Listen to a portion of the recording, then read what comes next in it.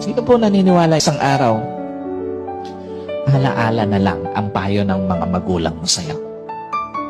At sino po naniniwala, isang araw, yung nanay na kasama mo ngayon, maaaring katabi mo ngayon, yung tatay na kasama mo ngayon, isang araw, aalalahanin mo na lang din. Hindi kayo forever na magkasama. Kaya nga, lahat ng magulang hanggat kasama pa yung anak, gagawin ng lahat. Ipapayo lahat ng mabuti, paaalalahanan ng anak kasi alam niya, isang araw, iiwan niya yung kanyang mga anak. Isang araw, hindi lang payo ng mga magulang mo ang magiging alaala. Kahit magulang mo isang araw, magiging alaala na lang sa buhay mo.